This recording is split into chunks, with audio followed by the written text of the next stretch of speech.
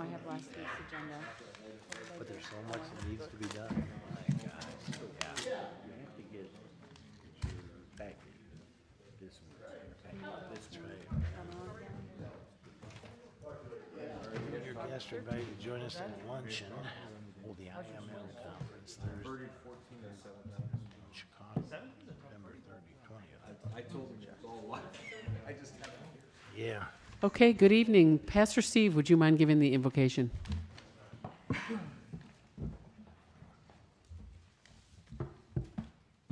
It's always an honor to be with people of your caliber, and I'm very humbled at the opportunity. I think that some people don't really understand how often Jesus in the Gospels spoke about nations, that government was something that the Lord Jesus was very, very involved with. And I want to read you a quick passage. This is out of Matthew chapter 24. Then they will deliver you up to tribulation and put you to death. And you will be hated by all nations for my name's sake. And then many will fall away and betray one another and hate one another. And many false prophets will arise and lead many astray. And because lawlessness will be increased, the love of many will grow cold. Now, I believe that everyone that's in this room, that one of the reasons that you have the position that you have is because you love your community and you love the people that you serve. And if you do not guard your heart, the persecution, the evil that comes against you for doing your job will tend to make the love for your position and for the people that you serve to grow cold. So I'm going to pray that you guys stay hot. Father, I thank you so much for the opportunity that you have given us with these incredible people that have laid aside some of their own personal lives and their personal agendas, and they've come in to serve this community, to serve the people of this community, selflessly, many of them. Father, I thank you that right in the very core of the reasons for that is because they truly love this nation, they love this country, they love the people that they serve, they love the city of Freeport. And so, Father, I thank you that right now you are stirring up through the Spirit of the Comforter, that you are stirring up that love, that you are stirring up the fervency of that love for one another and their love for the folks that they serve. And Father, all the naysayers, all the negativity, all the people that want to nitpick and find all the things that are wrong with them and find all the things that are wrong with the decisions that they make. Father, I thank you that they will not ever dissuade them from continuing to pursue righteousness and for the eternal value that you have placed them in position to guard over and protect. Father, we thank you so much that there is mercy and grace in abundance in every one of these hearts. And I pray in the name of Jesus Christ. Amen. Thank you. We'll officially call this meeting to order. Madam Clerk, would you please take the roll? Mayor Miller. Here. Alderpersons Clem. Here. McClanathan. Here. Ross. Here. Parker. Here. Busker. Here. Brashaw. Here. Keister. Here. And Chesney. And if you could please stand and join us with the Pledge of Allegiance, led by Alderman McClanathan. Allegiance to the flag of the United States of America and to the republic for which it stands, one nation, under God, indivisible, with liberty and justice for all. And Alderman McClanathan, you are welcome to run the meeting. All right, thank you, Mayor. First item here on the agenda is approval of the agenda. Is there a motion to approve the agenda? So move. Moved by Alderman Keister. Second it. Second by Alderman Ross. Any discussion? Hearing none, all in favor of approval of the agenda, say aye. Aye. Opposed? The motion carries. Next item on the agenda is approval of minutes from the Committee of the Whole special meeting held on July 9, 2018. So moved. So moved by Alderman Chesney. Second. Seconded by Alderman Busker. Any discussion? Thank you. Hearing none, all those in favor of approval of the minutes, say aye. Aye. Aye. Opposed? The motion carries. The next item on the agenda is public comments for agenda items. Manager Crowe is brought me the list, and there are none for this evening, so we go on to item number 7, discussion of ordinance number 2018-40. As you may recall, this has previously been on the council floor, but there were some recommended changes, and this is going to be presented by City Manager Crow. Actually, I'm going to turn this over to Attorney Cox. He and I presented it to the Planning Commission last week, so Steve, you can do it from there. Address from here. So, as Alderman McClanathan points out, this has been back before this committee of the whole, as well as before the council previously. The reason it's back tonight, and the reason it went back in front of the Planning Commission, is I had the opportunity to work rather extensively with the folks at the Solar Foundation, which is part of the solar or the Soul Smart designation process. And in that process, there were a number of changes that were mentioned that I felt were a little bit more material than I was comfortable just recommending as an edit without bringing it back through this committee of the whole. So those items, you see the revised ordinance in front of you. Does anybody mind if I just step up to the podium? This is Usual presentation. You talk with your hands.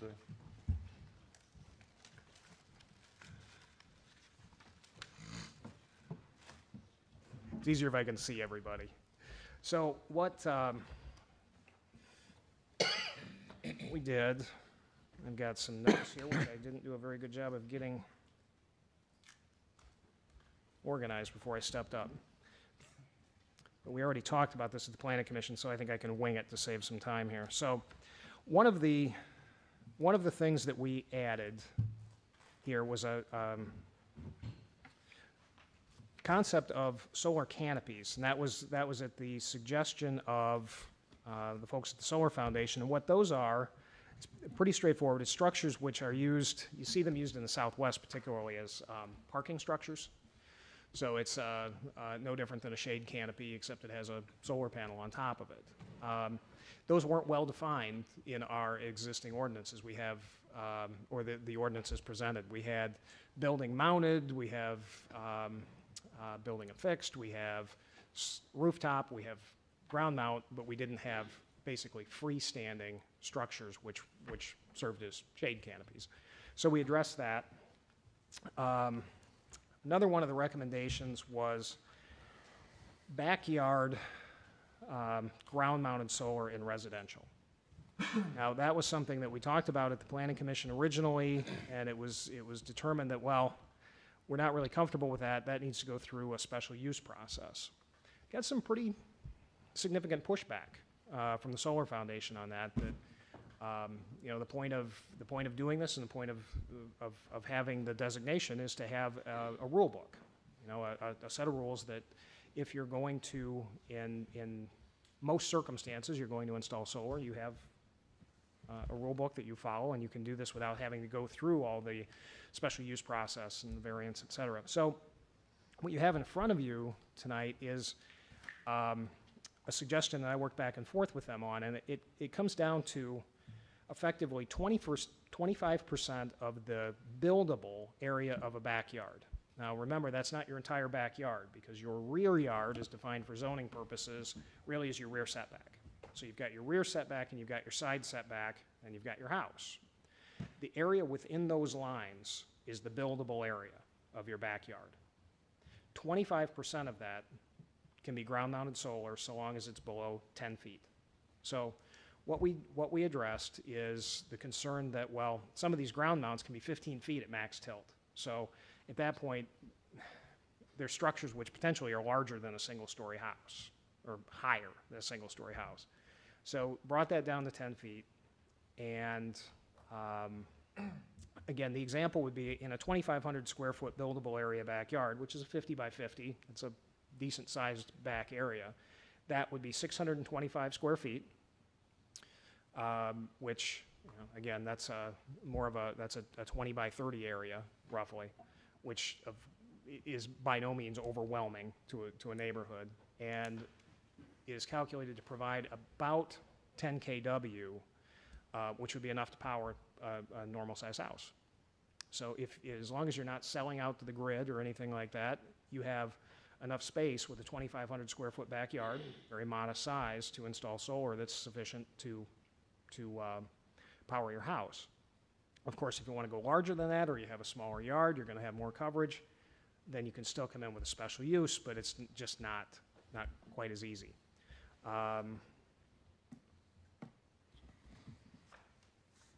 Any questions on that?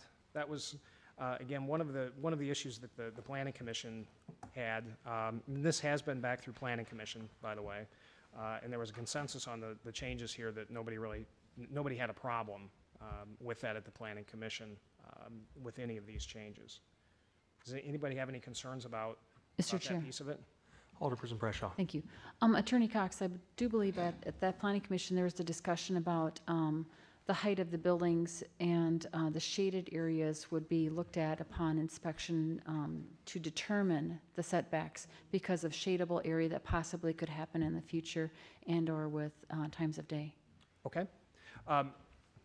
Thank you, and I'll move on. I'll move on to that. That was Alderman McClanathan indicated some curiosity as to that as well.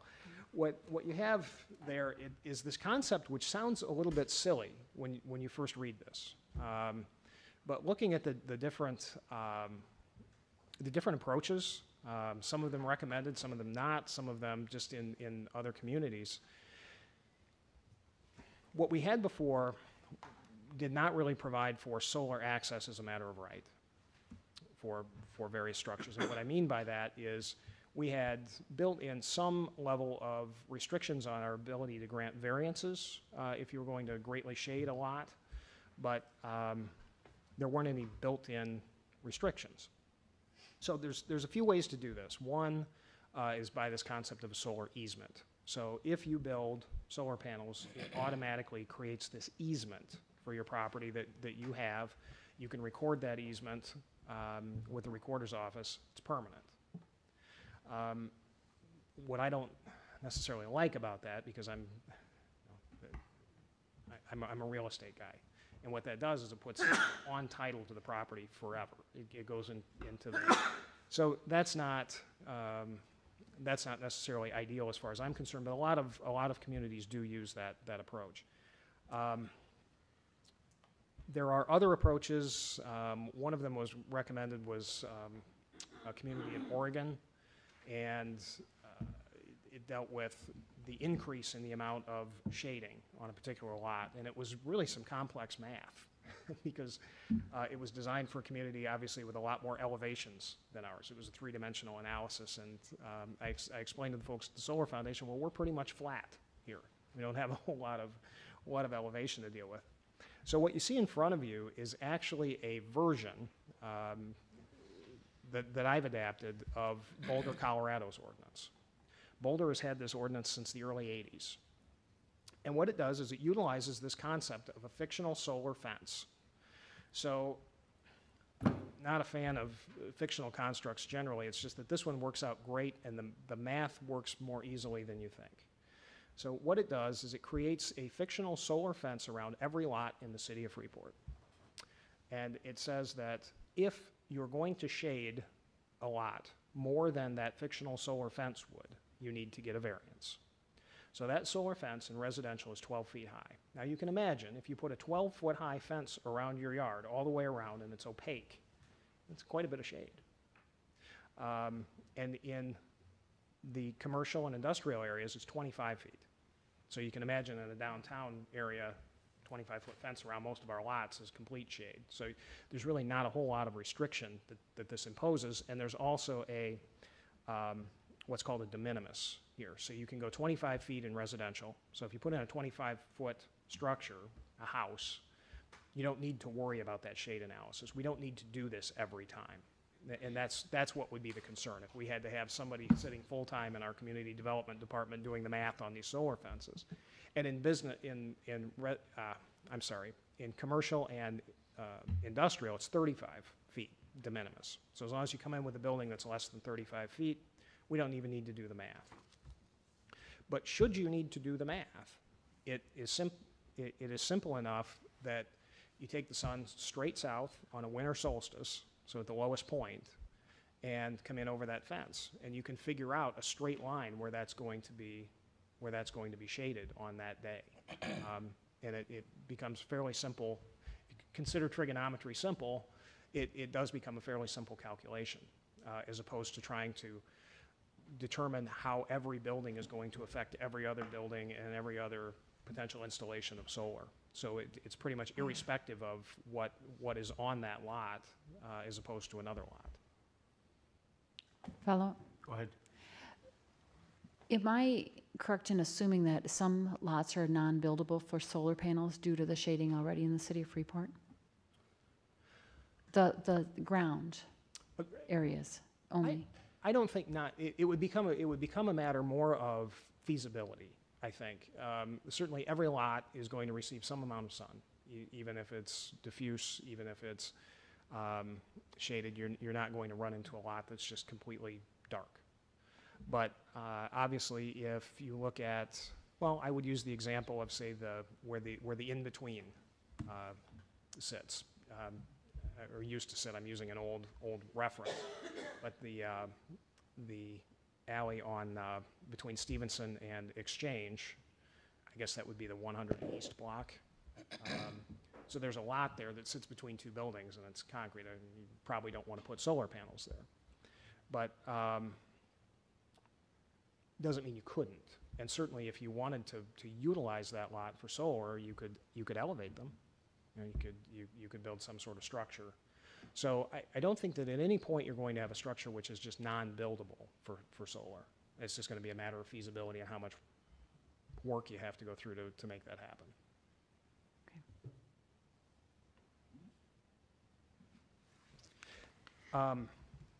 And certainly, if there's more questions on that, I'm happy to answer it. I just there are a few more things that are in this that I wanted to touch on, because I think they are important for this for the council to be aware of. One of the things that we had and still have is language around the denial of a permit. As written previously, it was absolute discretion with the Community Development Department. This limits that somewhat. It creates a presumption of validity if all of the elements of a petition are met. Now, my conversation back and forth is, well, if you provide all the elements in a petition or in the application, that's great. But some of those parts are subject to interpretation for building practices, et cetera. I use the example of there has to be a safety plan that's imposed in some of these large scale. Well, what if your safety plan is presented and it's fencing the area in and using a pack of wolves to keep people out? It's a little bit ridiculous, but that certainly would not be a good idea. But it would meet the very wording of the requirements. So you have to leave a little bit of room there for interpretation. So what this does is it creates a presumption of validity if all of the elements are met and it's within commonly accepted trade practices. So if it's what is done usually, there's a presumption of validity. And that just means that from an appeal standpoint, if it has to go up, if the building department turns it down, at that point it would go to the ZBA with a presumption.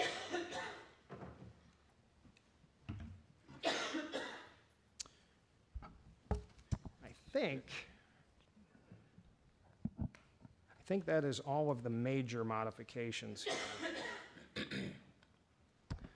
Sure. There were a number of minor changes that were included in terms of definitionally, just making sure that the language was there to support the concepts which we've covered. But Alderman Chesney. Thanks. Steve, question about the ground-mounted solar. What's the practice been in Northwest Illinois? Has Dixon adopted something like this, Rockford?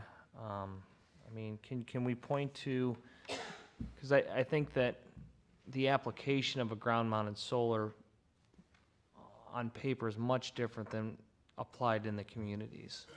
You erect a 10 or 12-foot structure with a minimal setback, Understood. I'd put that up there with changing garage sale hours or changing RV rules. When you start erecting these structures, I mean, it is, if you're talking about even a 10-foot, which certainly is better than 15 feet, but if you're talking about a structure like that, that's like no different than putting in a shed or a garage, right? I mean, it's a structure in the backyard. So what most communities are doing right now is making this a special use. So you come in, and if you're going to put ground mounts in, it's going to be a special use. That's an easy way to address it. It's what the county does. It says if you're going to come in and you're going to put in a solar install of any size, you're going to go through a special use process. The problem with that, of course, from a developer standpoint, from a landowner standpoint, is you have to deal with City Hall in order to go through anything, and that's not it's not an overly onerous process, but it's not fast either, right? If you want to put some solar panels in, you need to go through ZBA, Planning Commission, City Council, that sort of thing. I think that the ground mounts right now are a very limited application. What you're seeing in residential, we've got a few of them in the community, they're rooftop.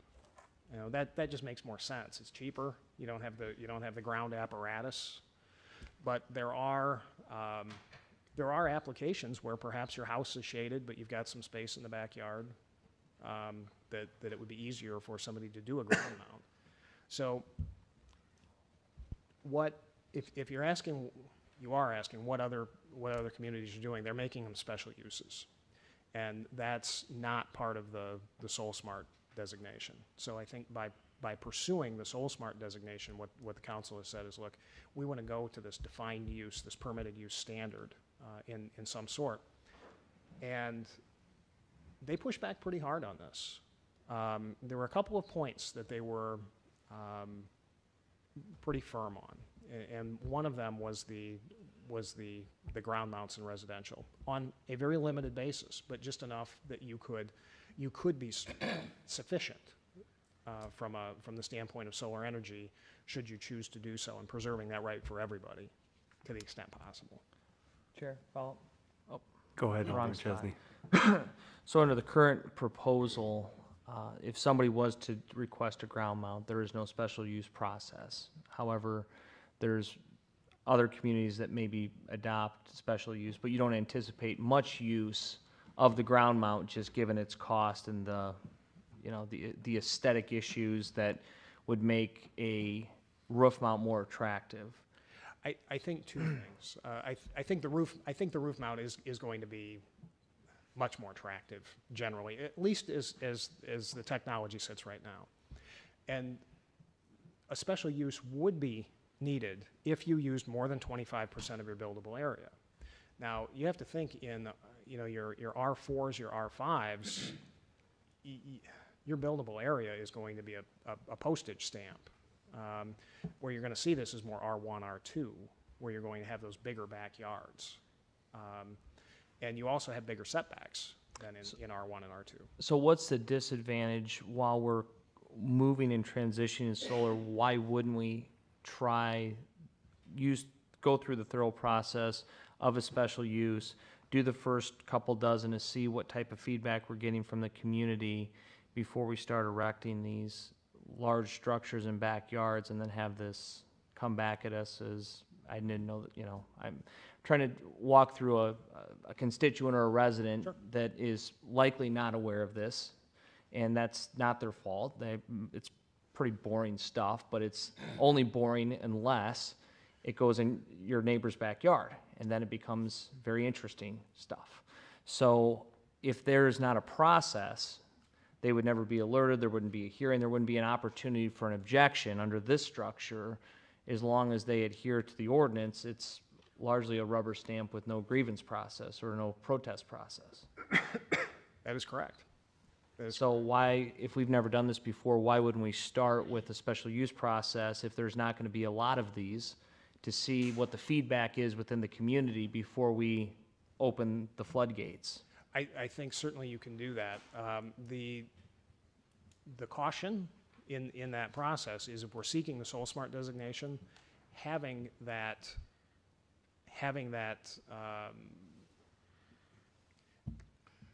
not having a permitted use standard for residential of some sort is going to hurt us in terms of points and ratings. So if you're going for, And who is seeking the Soul Smart designation? I haven't heard us. We are, the council actually passed a letter and resolutions to seek the Soul Smart almost 3 months ago. Okay. so there's a rating system with Soul Smart. So if you're kind of solar friendly, you can get a bronze. If you're more solar friendly, you can get silver. And ideally, we would go for gold. But there is some give and take on that, and as you're correctly identifying. I mean, if you go to a permitted use standard, you are saying this is okay. This is okay if you do this. So what you see in front of you is my back and forth with the Solar Foundation in terms of trying to minimize the area that we would need to permit in order to be still qualify and still be deemed solar friendly. So I think, again, when you start really looking at the buildable areas of these lots, you're not going to have a solar farm in somebody's backyard, right? You're going to have a couple of panels. I have a fairly large backyard area, and by the time I'm done with my setback and my side yards, I have very little room at that point to put a large number of panels. I could probably put one row in.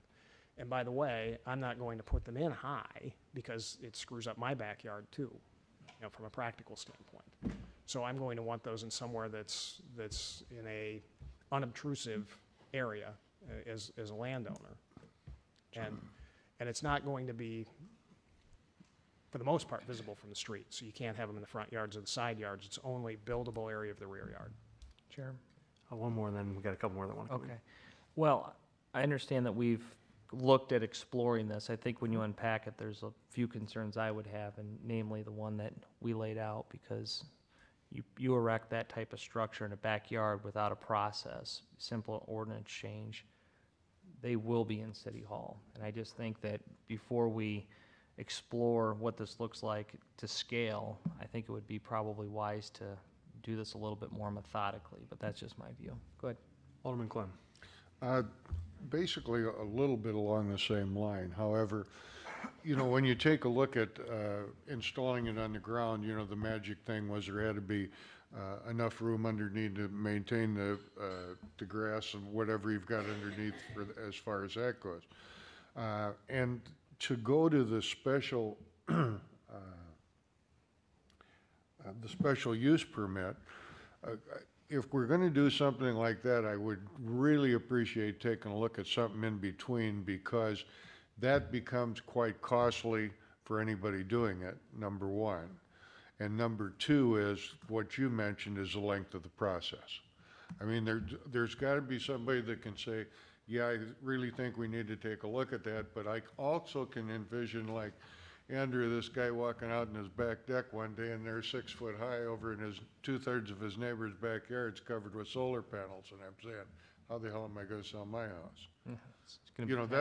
That's the only thing I see. I think we're on the right track. We can keep a discussion, but I don't think it should just be no footage, because you and I both know 10 foot's a lot of footage.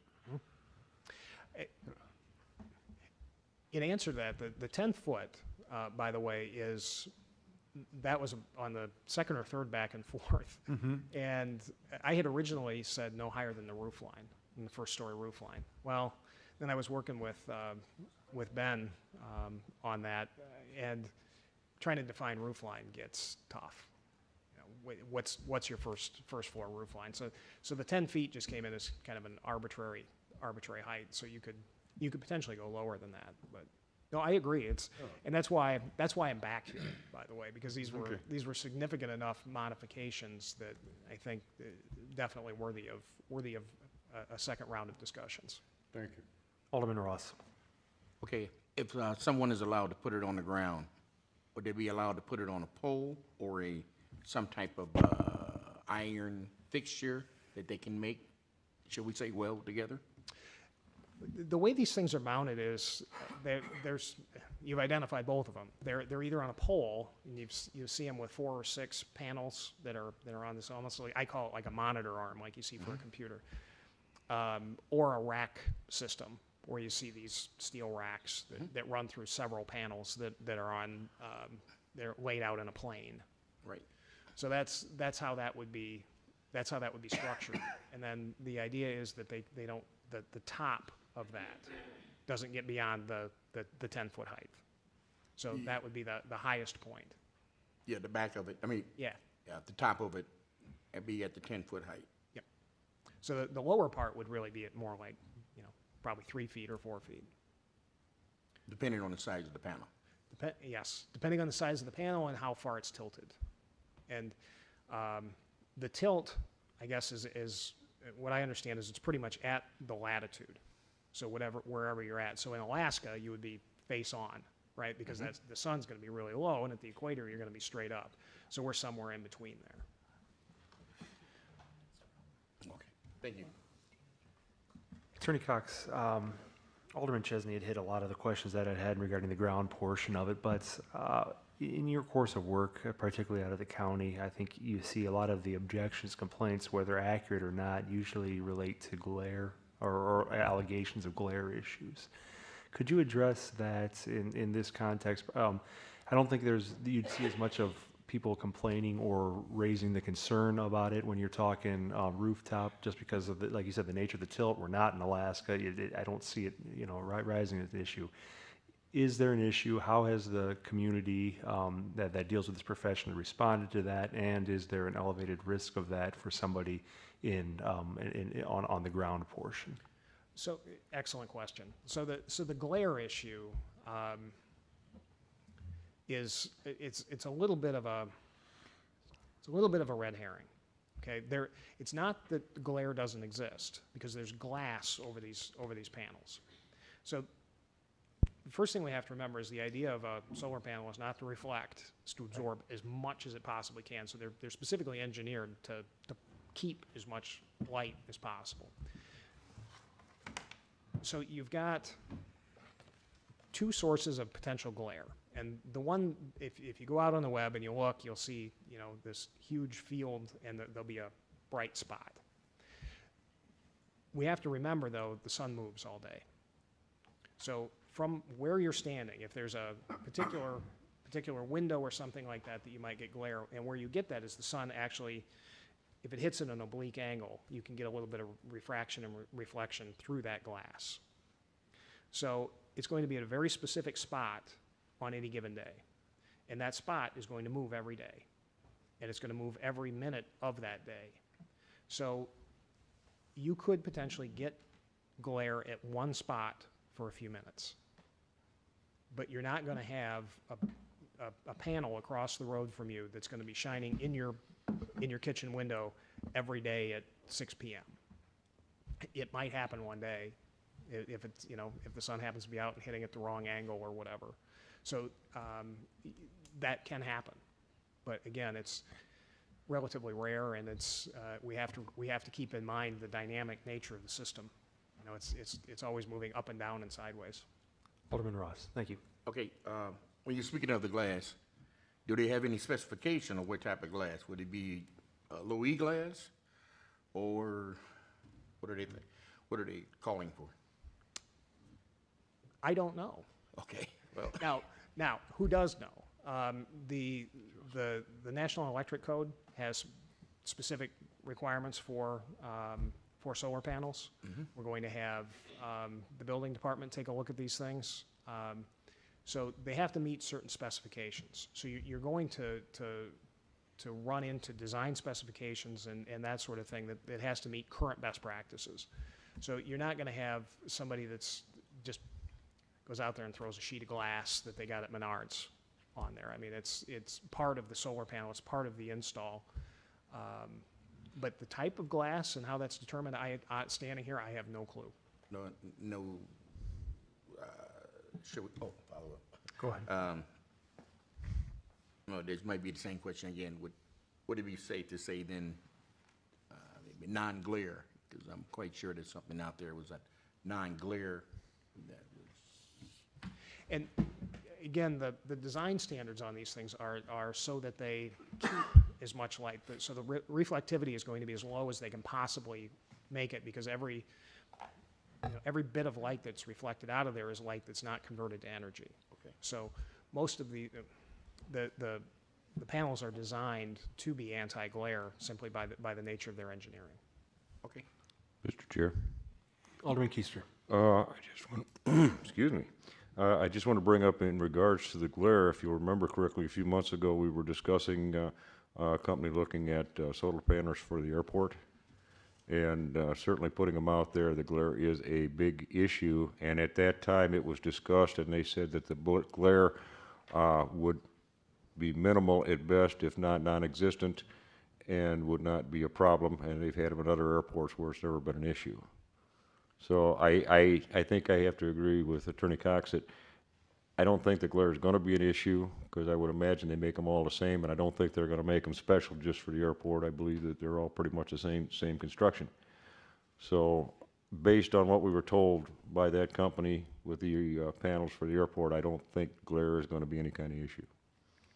Attorney Cox, walk us through a short hypothetical scenario on the process of if we were to, one, have for the ground mounted under the current proposal, and then also walk us through a short hypothetical what the process would look like if we had a version for special use. And what would the process look like in version A? What would the process look like in version B? Just generic, not too in depth, but. So if let's use that hypothetical 2,500 square foot buildable area in the rear yard. So if I'm going to come in and I'm going to put in a 5-panel array, which is less than 20 by 30. At that point, under the current proposal, I would come into community development. I would apply for a building permit. I would submit an application. I would fill out, make sure I have all my information there. The building department would take a look at the site. They would take a look at my plans and the specifications of the panels that I brought in, and they would either say that's okay or that's not. And presuming that I had presented all of the information as required, they would tell me that's okay, and I would go ahead and build my project. And then, of course, it would be inspected afterwards, just like any other construction project. If we left it as a special use, then what I would have to do is I would have to come in, again, to community development, but I would have to apply for a special use permit, at which point I need to pay for publication in the paper. I need to wait until the ZBA meets. We're changing that over, so the ZBA would meet, the Planning Commission would meet, it would go through a first and second read with council, so we'd be 60, 90 days out by the time that whole process runs through. And then at that point, if the special use is granted, then I go in and apply for the permit. Again, I still have to pull the building permit at that point. So it adds a significant amount of time and expense to the process. Typically takes us 60 to 75 days to go from the time submission to the time it comes, because that has to come back through council, both the first and a second reading. Chair, Alderman Chesney. what is the average structure? You said 20 by 30? I'm just using that as a hypothetical. If Do we have the standard structure size? I mean, I know it's contingent on size of the home, but.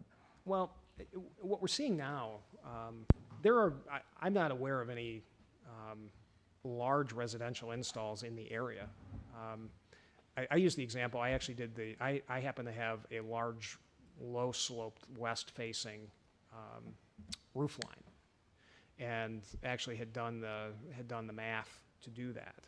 And it's quite expensive at the time when I went through it, but could have done that on the roof, and it would have been probably under that 600 square foot area that would have been sufficient to power the entire home. So I don't imagine that somebody's going to be going out and putting solar farms on residential just for the sake of doing it, because you've got a residential structure in there, you've got significant setbacks. Again, as your yard size increases, so do your setbacks. So you keep closing down that area. So I can think of very few installations that are going to be more than a few panels, really, particularly in the more densely populated areas. Follow up? Go ahead.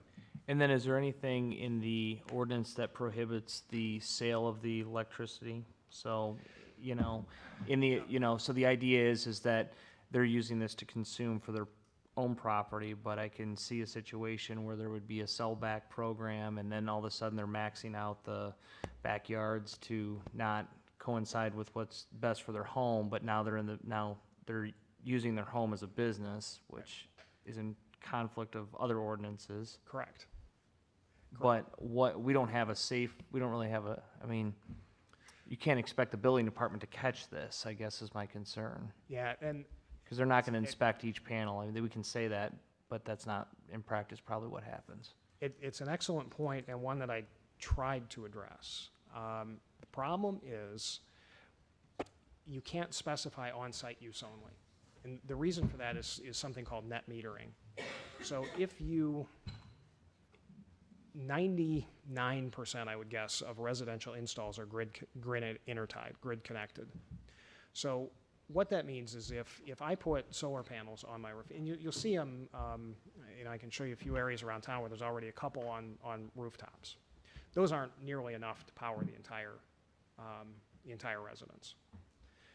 So what they do is they pull power in, and the power doesn't just go offline if it's not being used. It will actually go out to the grid. So it's actually being sold to the grid when it's not being used. The only way that you can set up a system which is not grid intertied is if you have storage. So if you go completely off grid and you're storing in a battery bank or something like that, then that's completely on-site use. Otherwise, by definition, you're always selling back to the grid. So you're selling and you're pulling. Illinois actually says that you have to buy from the grid. So if you have a grid intertied system, basically any surplus you have, you sell to the grid. And then when you need energy, you buy from the grid, it's an upside down system, but very little of that power, if you think about it, is actually used as it's being produced. So if you're collecting energy, if you're air conditioning today, it's probably all being used, right? Because you're getting sun and your air conditioning is running full tilt. But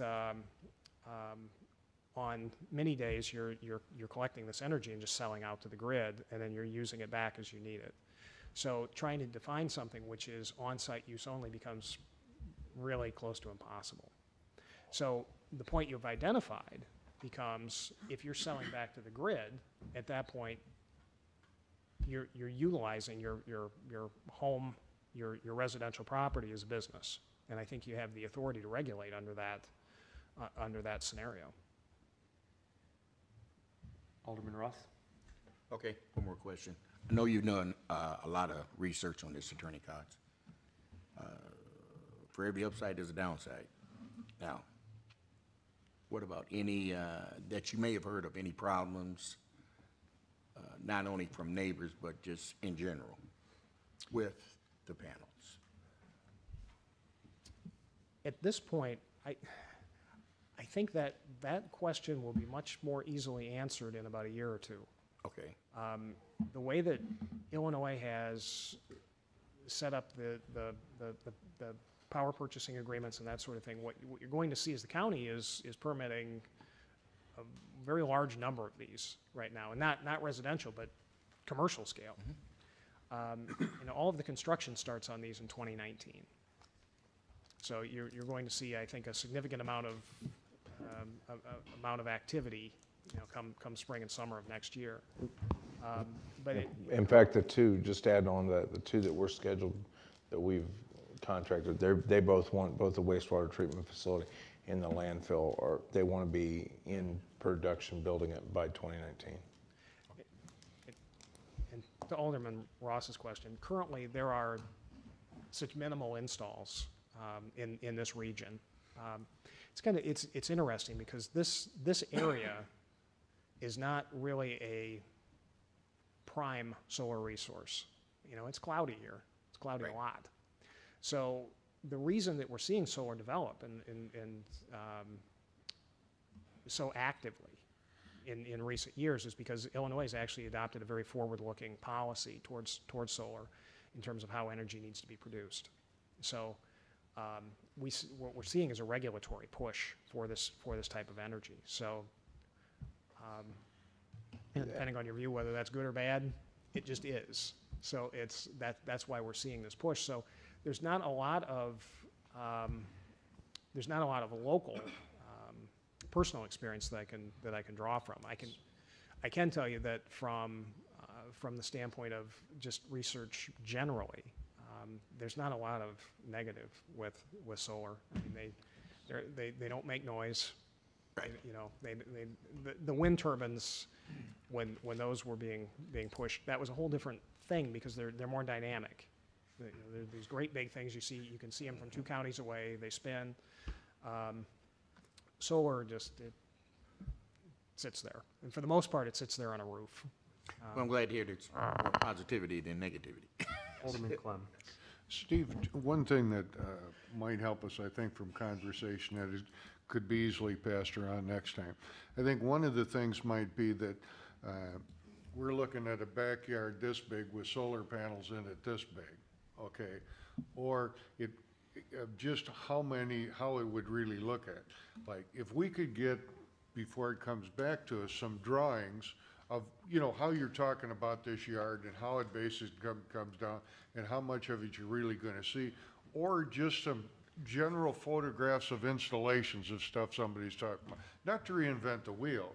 There's a whole bunch of stuff out there, but to give us a little bit more of an idea what you're talking about for the size we're talking about. I mean, that I think would help simplify things. I can see what I can do. I can tell you that you don't want me doing the drawing. So yeah, I use crayon. It's pretty good. Attorney Cox. But I just think that would be helpful so you could kind of see a little more what we're talking about. I think we may be getting it out of proportion, and all we can see is just like Andrew said, here's this thing in this guy's backyard, and the neighbor's next to him saying, how'd we get here, Well, I think it's a legitimate concern. Yeah. And it's the reason it was a special use in the first place when it came through here. The planning, I drafted it that way. The planning commission brought it through that way. It's just that this is one of those things that was a significant pushback. So I think taking a good hard look at it makes sense. So what I could certainly bring back is something. Footprints would be easy to show. In other words, you could see an overhead of where the setbacks are in R1, R2, R3. I think you're going to see that it's going to be a very limited area. But you get to R1, R2, some of the larger lots, you could potentially have a fairly significant installation. Attorney Cox, so then looking at this, we had previously had either the small scale, mid scale, and large scale in the different tables in regards to the use, and we were all generally comfortable with that. And those also had the restrictions in regards to the percentage, if you're talking a roof, the percentage of a roof, I think, that could be used on it. And then now you're talking on the ground, it's again a restricted percentage of the buildable area. So you're taking out the setbacks, and then you're saying you only get, was it a quarter of that buildable area? Okay. So I guess the main question will be then, if we're comfortable with small, mid, and large scale on the building or the roof structure, things of that nature, what significantly does this do, other than aesthetically maybe, that we already weren't comfortable with at the end of the day? Right, and the small, mid, and large scale still apply. Right. So it would still need to be less than 4,000 square feet to qualify as a small scale. If it was larger than 4,000 square feet, then of course that would need to be. But you think about that would require a 16,000 square foot backyard, which there aren't a whole lot of those. What is that? A third of an acre, more than a third. So it does become an aesthetic. Yeah. That's the concern. Mr. Chair. Alderman Chesney and then Busker and Clem. A couple of questions, Steve. You've circled back that there's not a lot of examples, but I think that's in part because the tax credits haven't been rolled out, correct? Or, I mean, there's something that's gearing up over the next couple of years. So, Right. so I think that it's important the council understands that this isn't because there's not an interest, it's just the dollars haven't been allocated. Am I getting that right somewhat? You are. Okay. You are. This is all just gearing up. Okay, so I think that that's important, and my concern would be is we're gonna get a lot of interest from out-of-state contractors that are gonna come in and, you know, We've already gotten, most of the interest we're getting is from out-of-state contractors because this is a new market for Illinois. The other thing that's interesting about Stevenson County, which Steve didn't talk with, we are the westernmost county on the eastern grid for the sale of tax credits, for energy credits. The East Coast, New England area, the tax credits are running at a higher level than they are on the West Coast. So that's one of the things that makes Stevenson County so attractive. so do we have any protections put in place for out-of-state contractors, certain warranty requirements, certain insurance requirements? Because there's gonna be a lot of high-pressure sales tactics, and if we don't have a process in place and they can simply go get a permit and then you're expecting, I mean, we're opening Pandora's box and we don't even know what we're getting involved with because we haven't seen the full force of what this looks like once these credits become available. Understood, and that was recommended by the building department and the building commission. We actually have requirements that you have to be a licensed contractor within the city to do any work which requires a permit. So we've adopted, and you have that in the new section 1477 actually addresses. So licensed contractors, you have to be a commercial contractor licensed by the city in order to install any solar energy systems. And the language in section 1446, which is also amended, requires that, or allows the building commissioner to require whatever certifications he or she deems necessary to meet those requirements. So if we have a bunch of out-of-state contractors coming in, we can require national certifications that we deem necessary in order for somebody to be a qualified contractor within the city. So we can set our own requirements for these installers. But we haven't spelt that out yet. We have spelled that out. Okay, so we have spelt that. I shouldn't say that. We've given ourselves the authority to do it administratively. Correct. We don't have it in ordinance. No, I think it would be very difficult to do it by way of ordinance. As a matter of fact, that was actually raised. The problem is you start pulling in, when you start pulling in national licensures, you have to pick and choose which ones apply at any given time, and this is a rapidly developing field. So what we've empowered our building department to do is select the qualifications that we deem necessary locally in order to make somebody a qualified contractor. So if we start spelling things out in ordinances, which we don't as to any other contractor, right? We don't spell that out as to an electrical contractor. We don't spell it out as to a mechanical contractor. We start hamstringing ourselves potentially by stating that in an ordinance, because then we have to change the ordinance in order to change any of the administrative requirements. So if we have somebody that's from out of state that puts in a solar panel, they go out of business, now it becomes a boat anchor. Because these solar panels are so expensive, we don't have any, firm designees that they have to carry. We don't have, any bonding requirements or anything like that. So my concern is if it's on the roof, it's different, but if it becomes a ground floor, a ground mount, and we don't have any real tight restrictions on who can do business in the city of Freeport. I mean, a contractor's license sounds good to the public, but all that is just really a fee. I mean, it doesn't really have much teeth. I mean, a little bit of insurance, but that's about it. But we don't have an accredited company that has to come in to do business here, and we're relying on the building department to be proficient in solar energy designations. To some extent, and that's part of the SoulSmart process as Well, well. you is keep they- going back to SoulSmart. I'm Right. more about getting it right. Right. I don't know why we didn't approve a resolution. It was actually just a letter that we were interested in, committed to it. But we keep going back to SoulSmart, which I don't understand why that's important. Well, partially because it gets us that training within the building department.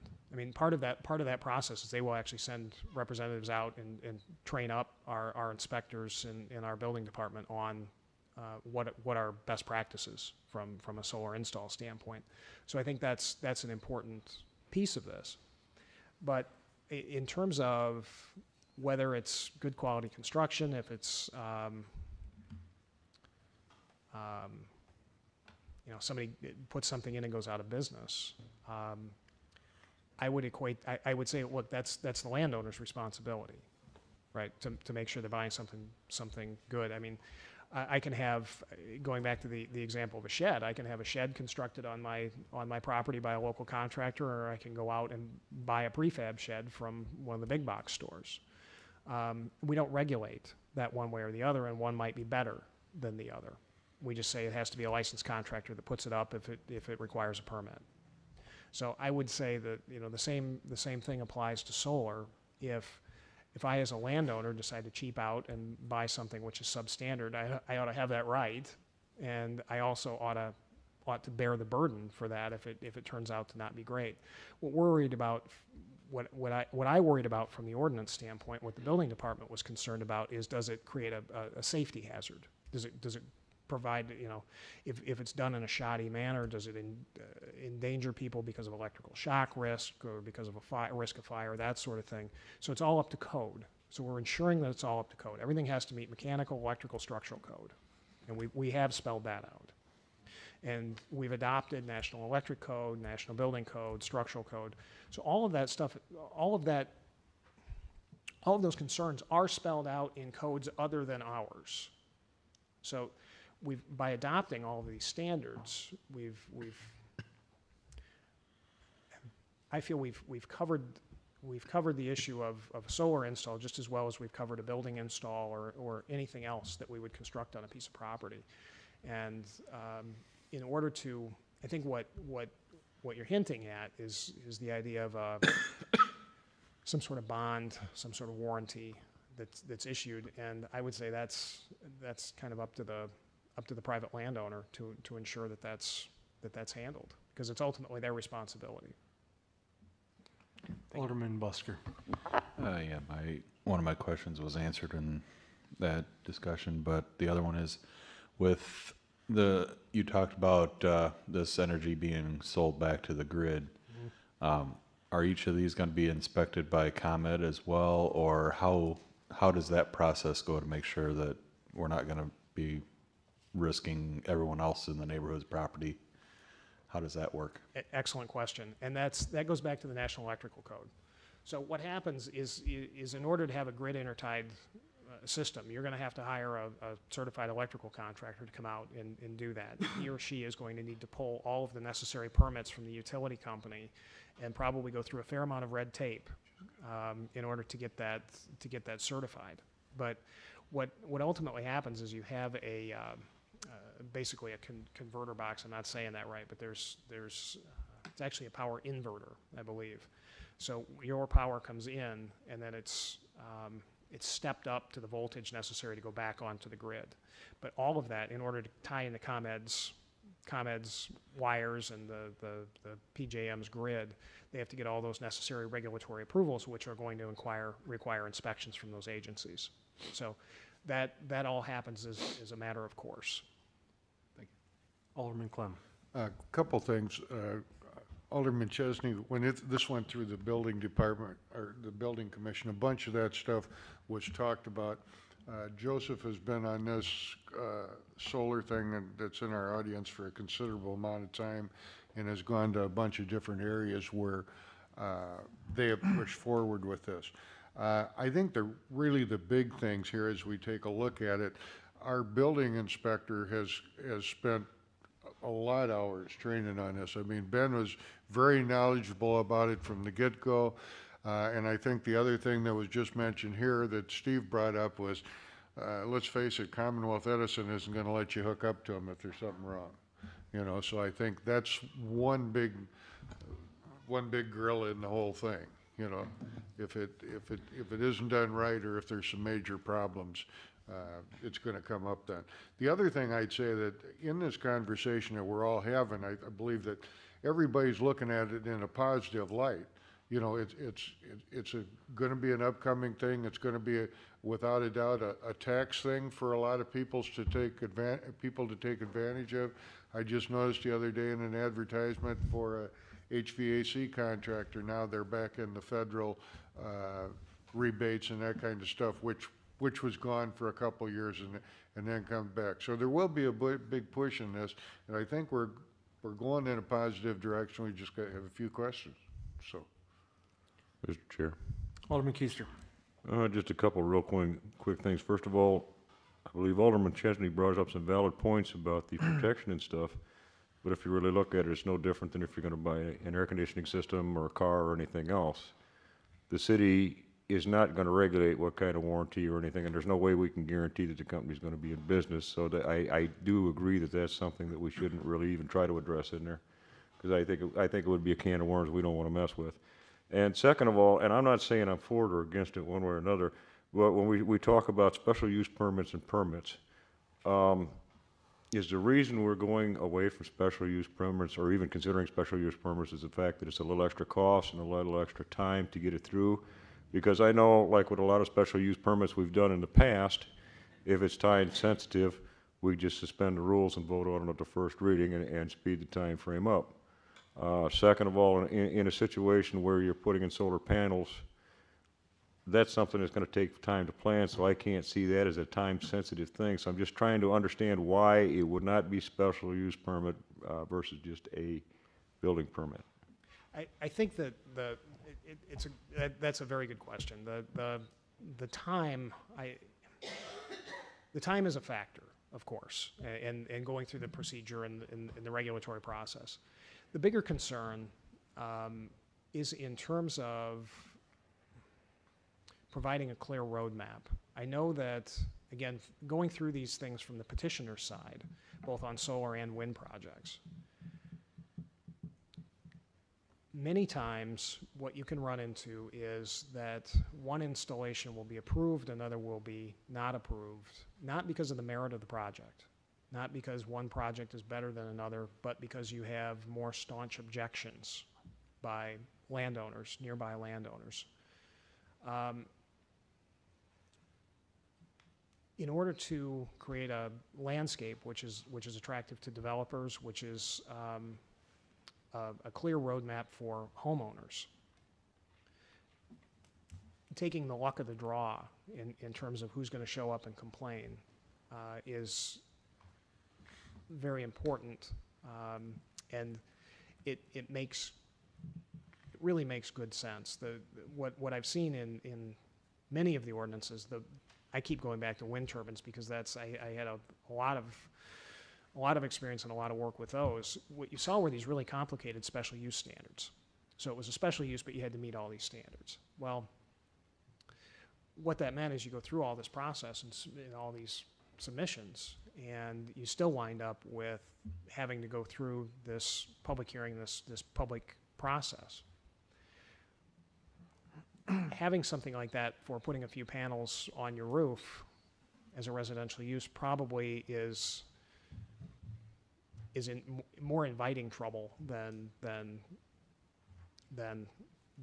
saving it. So if we know as a community what we're willing to accept and what we're not, let's spell it out. Let's spell it out in a rule book and address that now so that everybody has the same, you, I, Alderman Ross, Alderman McLanathan, we all have the same rule book that we have to play by, regardless of whether we happen to live next to somebody that likes solar or doesn't like solar or that sort of thing. So let's spend the time to do the work now and figure out what we as a community like and don't like about solar, and that's the discussion we're having here, and get it done once. Now, let's not go through this every time on a special use permit. And I think that's what the Department of Energy is trying to get us to do through SolSmart. And certainly, again, I believe is better practice. You know, it's a lot more work to come up with a permitted use standard. You're seeing that. You know, we're having a lot of these discussions. It's real easy to have a special use. We just say, well, we'll evaluate that as it comes along based on a property by property. Both are perfectly valid approaches. Just happen to think that having the permitted use standard is it's better, it's more progressive. Follow up, Mr. Chair. Sure, go ahead. And I agree with what you say. I understand what you're saying, especially with the roof-mounted ones. It's pretty much straightforward. It's not going to have a great impact on the neighborhood itself. But as was stated, and I forget who stated it once before, earlier this evening, you come out and all of a sudden this big honking of metal is in your neighbor's yard, and that could affect the resale value or the ability to resell your own home. And with the fact that that could impact in that manner, I'm just wondering if the ground-mounted ones might be a good candidate for the special use, because you're going to be affecting, you know, with the roof-mounted one, okay, it's a piece of metal on the roof. Nobody's going to pay a lot of attention to it. It's not going to affect your property values or ability to sell. But now you've got something else in there that changes the aesthetics of the area. I just wonder, and again, this is for argument's sake. I'm not saying I'm pro or con one way or another, but it's just concerns I had. Maybe the ground-mounted ones should be special use just because it is affecting the neighbors and it is affecting the neighborhoods and could potentially affect their ability to sell their house. I agree. I mean, the issue is, as I see it, all of the issues that are brought up. There's the issue of glare. There's the issue of safety. There's all these things that we can address all of those through the permitted use standard, and I think a lot of them address themselves. The one thing that we have to deal with, and I think come to terms with, is the aesthetics. What came up the last time was a strictly special use basis for ground mounts in residential. And what I'm bringing back to you is a compromise, which is, well, they're not just permitted uses. You can't just build them out there as many as you want, whatever will fit on your lot. It's trying to narrow it down to a level which is small enough that it won't be an overwhelming visual impact. So you have a few panels there, but not a whole backyard full, while still allowing that installation on a small scale to occur in certain circumstances on a permitted basis. So I think what Alderman Clem requested was, let's see what this really looks like on a particular lot. I think that makes sense from a decision-making standpoint. I think you're going to find that it will be a very small area in most cases. In fact, I think it probably doesn't make sense in R4 on up. Chair? Thank you. All right, go ahead. You know, and this will be my final comment, because I think we've talked about this for a little while now, but one thing that alarms me, Steve, is there's about 89,000 units of local government in the country. Do you know how many designations they've approved so far? Very few. 200. Yeah, I'm telling you, this is very new. There's only 18 in the state of Illinois, and I think that we should proceed with extreme caution, because this has not been tested, this process, and it has not been implemented to see as the impact of housing values, aesthetically, and you know, the council has always looked at best practices, and there's only 200 approved in the entire country so far as of May 1st of 2018. So this is a very new phenomenon. So that's my greatest concern. There's nothing really to compare it to. Well, along the lines here, we've had a first reading. We have significant amendments that are brought before us tonight. You've heard, we've discussed this for, I don't know, close to an hour in regards to this now, and you've heard some of the feedback. Obviously, there's some questions in regards to permitted use versus special use. There's been some observations as to what does this actually look like, practically speaking. Can we see a little bit more on that? There's been some questions on, is there enough checks and balances for us in that initial permitting process? I need a little direction from the rest of you in that light. I mean, I think Attorney Cox and probably the administration has a good idea as to what we want to see back. Do we want to see this back on next week's meeting, with the understanding, obviously, as we have further questions and with further information, we can kick it or approve, amend as wanted? Is it something where you feel like we need a little more time in regards to that? Is there really any desire to kick it to the next COW, or again, do we want to kind of keep the ball moving and just have it on the agenda for next week? But realize we already put it through first reading, so we either get to a comfort level where we pass it through second, or we keep kicking it to subsequent council meetings. So give me some feedback on that. Mr. Chair, Alderman Keister. I think Mr. Alderman Busker was speaking first. Yeah, if, just a quick thing, I think if we could see a visual aid like Alderman Clem suggested, I think that would, I don't know if we can do that in the next meeting, or maybe kick it to the next COW to take a look at that, see what we're looking at for the ground monitor. Attorney Cox, Make could a you bring us decision. back some of the follow-up information by next week? Sure. Any objection to addressing this next week? Okay, is there a motion to Well, Mr. Chair. place this back? Yes, Alderman Keister. If I could ask a couple of questions, or one or two questions first, please. Sure. Number one, I agree with you. We probably should have it on the next meeting, but what I am curious on is, what is the time frame on this? Is there a deadline when we have to have this done? I mean, if we carried it out another month or so and had one more meeting at the COW, it's not going to be a big crunch on the time frame? We don't, the only thing is we've got, the reason we're trying to walk this through is that we have gotten some inquiries on empty lots in various places to put, and we don't really have a city ordinance. So we're putting it off, which is fine by me. We can continue to put off those developers that want to do this. The two big ones we're working with out at the wastewater treatment facility and landfill are still moving forward. So if we want to have more discussion, move it to the COW to do that.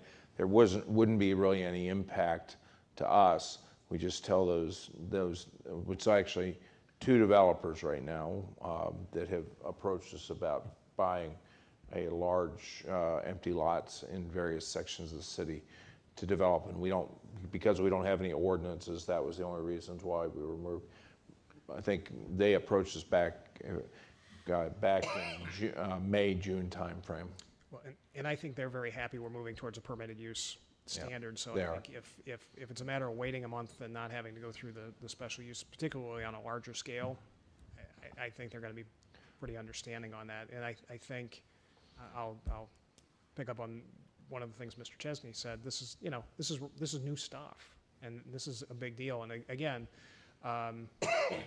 the reason I wanted to come back here tonight, because these are significant changes that we made from what you saw the last time. They aren't lengthy in terms of text, but when you start talking about moving from permitted to or special use to permitted use, particularly in residential, that's something you want to be careful with. Mr. Chair, Alderman Keister. I'll make a motion. We move it to the next meeting with the understanding that it could be pushed to the next COW as well. Second. All right, Alderman Clem. Clem Busker. Right. All right, there's a motion by Alderman Keister, seconded by Alderman Clem, that this will be moved on to next regular council, scheduled council agenda. Any discussion on that? All those in favor say aye. Aye. Opposed? Okay, the motion carries. Thank you. Thank you, Attorney Cox. Turning to item number 8, discussion of ordinance amending Title VI Administration, Section 224.05, absence or disability, vacancy in office. Deputy City Manager assume the power and duties of the City Manager in the absence or disability, vacancy in office of the City Manager. Presented by City Manager Crowe still on that, or is that going to be Attorney Cox? No, it's Okay, City Manager Crowe. This was Aaron Zito and I put this together. So where this came up was, during my period of vacation, we were looking through the ordinances and dealing with this. And right now, what happens is when I depart the area, I write a letter giving the deputy city manager all of to assume the powers and duties of the city manager during my time of absence. This strictly codifies what I'm doing, and it's a recommendation so that it's approved. it's approved through council and codifies that in our ordinance since we've codified the deputy city manager position. This is a recommendation for us to go forward so that if there's any reason that I cannot sign that letter, that it's in ordinance. Chair, Alderman Chesney. motion to approve. Second. Mr. Chair. Alderman Keister. One question I do have on that, and Manager Crowe, you're very good about this, so I don't think that's going to be an issue, but on down the road, if we get another one, it might be. Is there any provisions in there to ensure that the aldermen are notified when this, as soon as this happens, so that we don't call you thinking you're still in power, and when in fact we've got to call somebody else? As it happened, I will notify you. The only time that it's been ever short notice in either one of my jobs when it was the death of my mother-in-law, and at that time I called all the aldermen personally and said, I'm out of the area for the next 10 days. So Okay, and thank you, and that is my only concern. I just want to ensure that I don't make a mistake like I did when you were on vacation and call you when I should have called somebody else. So just ensure that we get notified. I would just note, when this ordinance was put into place, when we made the change to city manager, we didn't have the deputy city manager position. correct. So it kind of made more sense in its current form to say, okay, we'll make some designation when it arises, but now we have a deputy city manager. Makes all kinds of sense to me. There's a motion by Alderman Chesney, seconded by Alderman Parker, to move this to the next regularly scheduled council meeting with a recommendation for approval. Is there any further discussion? One question. Alderman Ross. This may be very hypothetical, but if both of you guys are unavailable, does it go to the chief of police? then we would go through the designation. I would notify the council, and at that point, I would write a letter at that point. Okay. It doesn't give a regular progression, because you may have somebody else, the council may have a desire to have somebody else appointed, or Todd may be on vacation too. Chair. I missed the second on that. Parker. Thank you, Madam Clerk. Any further discussion? Hearing none, all in favor of the motion, say aye. Aye. Aye. Opposed? All right, the motion carries. That gets us to item number 9 on the agenda, which is discussion of ordinance transferring responsibility for comprehensive planning to the Planning Commission and transferring fact-finding responsibility to the Zoning Board of Appeals, presented by Attorney Steve Cox and City Manager Locro. It's up to you, Steve.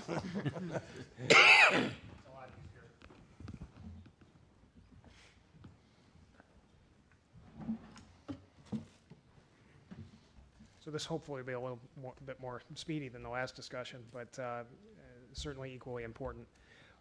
This is more of a realignment of our administrative process. Currently, the way that the City of Freeport works is the Planning Commission is actually the fact-finding body. That is an anomaly. Maybe the only municipality in the state of Illinois that does it that way. I don't know the statistics on it, but I've never appeared for a fact-finding hearing for a petitioner in front of a planning commission, other than as a precursor to going to a public hearing before a zoning board of appeals. So what you see in front of you, what the change to the ordinance does, is it just realigns those responsibilities so that the ZBA actually is the fact-finding body and holds the public hearings, and then the planning commission can get on with planning. And going forward with the comprehensive plan. Currently, the ZBA only hears dimensional variances. That's the only thing that the ZBA currently does, which again is an anomaly. The Zoning Board of Appeals in any other jurisdiction that I've been in front of anyway has the authority over variances, special use permits, and map amendments.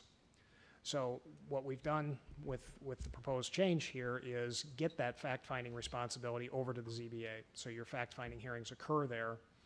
What this council will see is no real difference from that. I mean, you're going to have a report from an administrative agency.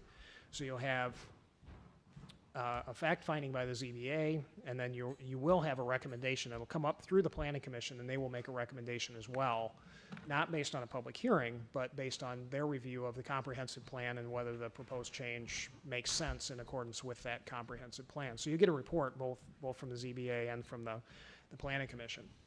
So all of that seems to make perfect sense. This actually was through the ZBA and through the planning commission. They both approved it. The one thing I would point out here, which varies from jurisdiction to jurisdiction, the denial of an application by the ZBA forces a 2/3 majority at this council under this draft. Currently, that is not the case. Currently, it is a bare majority. So the ZBA and the planning commission currently is serving solely as an advisory body. They're conducting the public hearing, they're taking the testimony, and they're making a recommendation, but that's all it is. Under the way that this is drafted currently, it would actually force a 2/3. It would force a supermajority to override what happens at the fact-finding level, so by the zoning board. The idea there is it puts more of the power with the board, which actually hears the testimony and reviews the application. So there's nothing that says that it has to be that way. It can stay at a half, it can go to 2/3, it can go to 3/4. But I felt I should call that certainly to the council's attention specifically because it's a change from what we do currently. And that, Steve, I've had several discussions on this whole process, and the calendar was set up. That's one of the reasons why we set the ZBA up heading, because both first and then the planning second. And when we looked at other communities, they varied anywhere from mostly to 2/3 to 3/4 requirement for council for overturning the recommendation from the ZBA. And so that's where that came from. Attorney Cox, section 1242.11, subsection F. What's the point? Well, I'll give you a moment to get there first. Thank you. Okay. What's the rationale by changing notice to the council in that section? Well, I said I found it, and now I'm...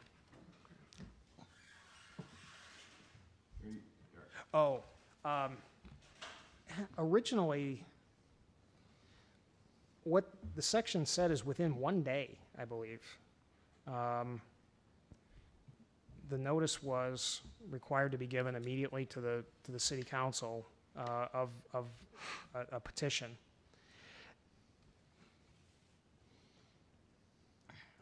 When I read through that, I've never seen a provision like that before. I also question whether it's even appropriate to send to the ultimate decision-making body materials related to an application which hasn't been heard yet by the fact-finding body. So when an application comes in, it should come in at the administrative level. It goes to the ZBA, it goes to the city manager, just as a matter of notification. But what this body really ought to be hearing as a matter of law is the testimony which was taken at the ZBA, at the hearing actually in front of the fact finder. If we start sending materials to this board that haven't gone through the fact finder, if the fact finder ultimately decides that, well, that's inappropriate or that's not something which should be provided to the council, I'm not sure that doesn't create a problem from an appeal standpoint, potentially. So under the amended version, then what materials will be provided to council? What the council will get then is the findings of the ZBA along with the record. So there will be a record available, whether that's provided or not. I think that's at the pleasure of the council. I'm sorry, what was that? Whether the actual transcript is provided, I think that's at the pleasure of the council. If you actually want to request a transcript be created, you can do that. You can certainly listen to the recording, or you can take a look at the staff report or the ZBA report, which comes up, which is what we do now. So you'll get a report, the findings of the ZBA, you'll get a copy of the record, so all of the materials that were presented at the ZBA, and you'll also have a recommendation from the Planning Commission as to whether or not it complies with the comprehensive plan, which is, again, that is in accordance with, precisely with what we do now. The notice provision in F, as I said, I found that to be kind of an odd provision, frankly. Alderman Chesney. Attorney Cox, what is the rationale behind the two-thirds vote? I mean, that seems to be policy of the council, not necessarily like an administrative request, because I can't recall in the 3.5 years I've been on that we've ever rejected this, but what is it seems like if there's some that are at half, some are at two-thirds, some that are at three-quarter, who wants to change our policy on voting requirements? Because it greatly reduces, not only are we not going to see the package in the time that we're used to, now we're reducing our oversight at the city council level as well. Our ability to change the outcome on the city council as well. Trying to understand. Frankly, it's my recommendation. That's where the two-thirds came from, and the reason I'm calling it out. What you're seeing in front of you is just my suggestion.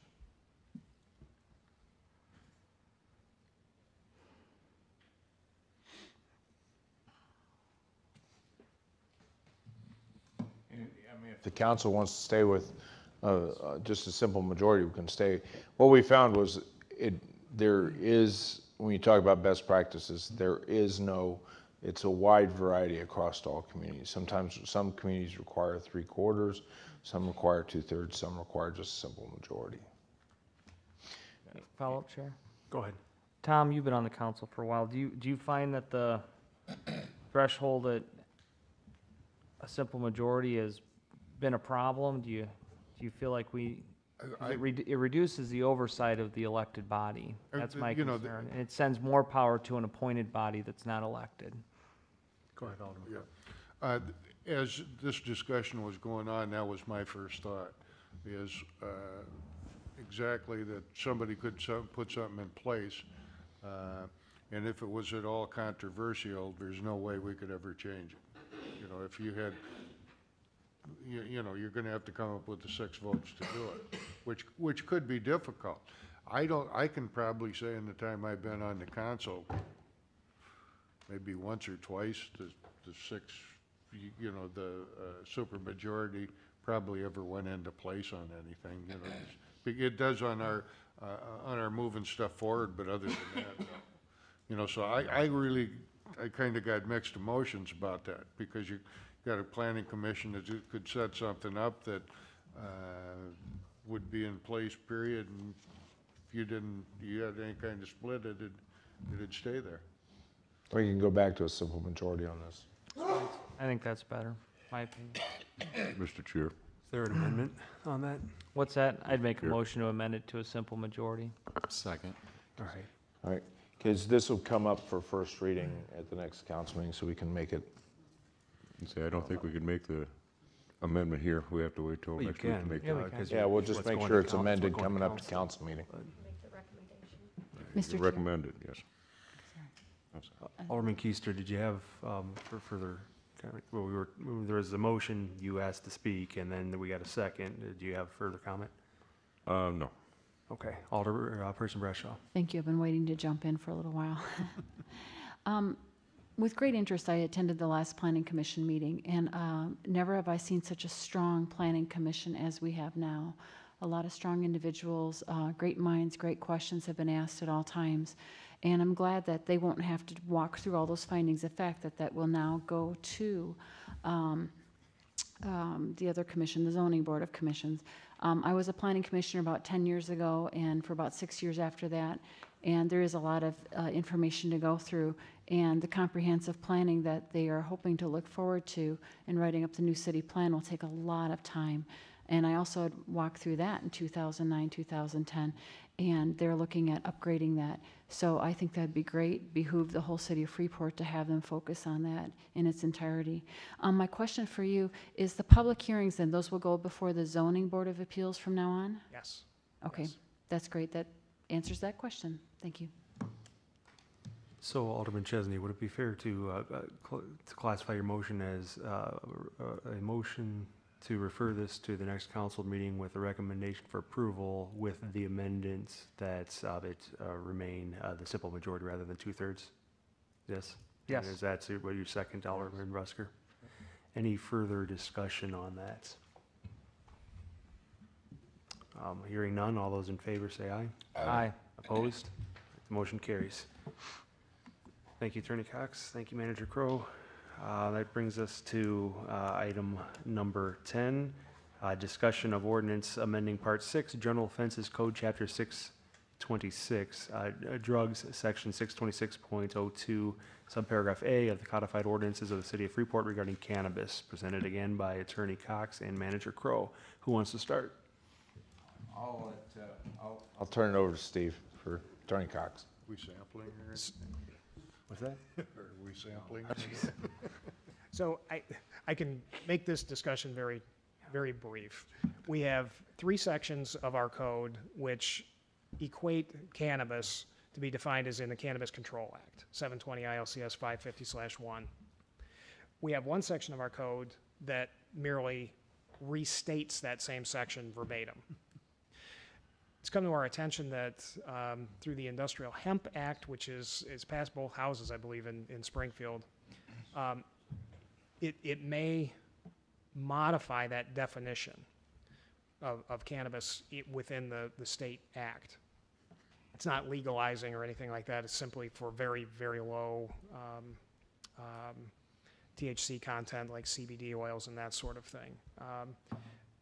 Nonetheless, it may actually change the definition of cannabis. 3 of our 4 code sections will track that, 1 won't. 1 is locked because we've, for some reason, restated the section instead of citing to it.